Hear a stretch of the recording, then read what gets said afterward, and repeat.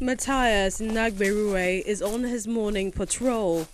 He is tracking footprints and listening out for the roar of lions.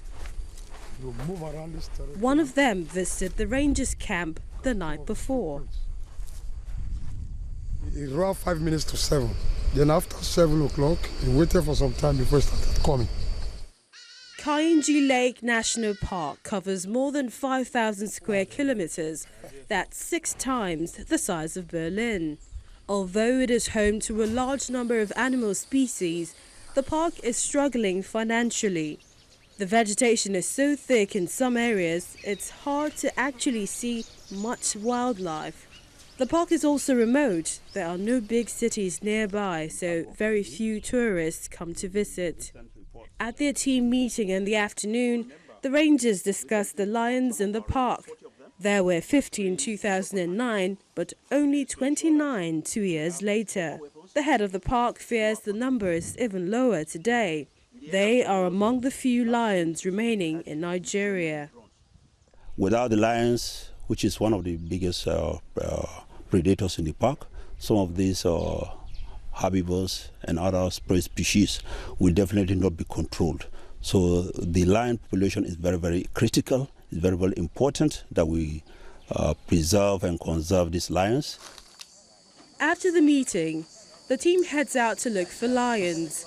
The rangers are armed because there are frequently clashes with illegal grazers, hunters, and sometimes with miners. With their limited resources, the rangers struggle to face these threats.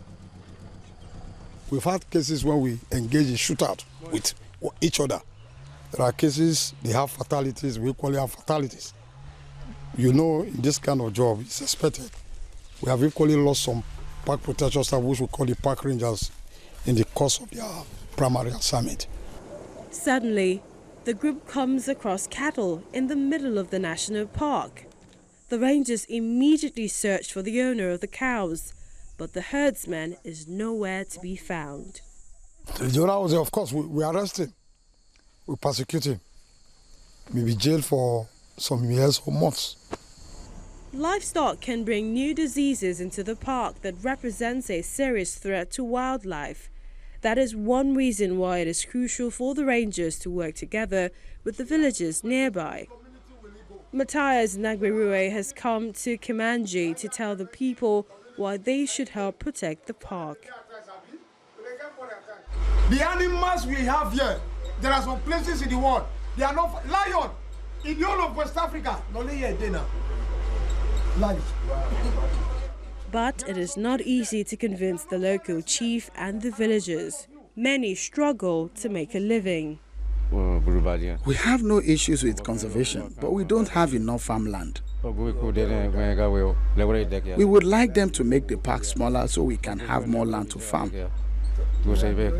As Inagberue heads back to the park, he still hopes to spot some lions. They can't be far, but none actually show their face. To an extent, I am disappointed because for the past 8 days or 9 days, we've done a thorough survey of the place. And not that we didn't hear the roaring, but where we actually identified the roaring is not accessible for now. It's not like clean.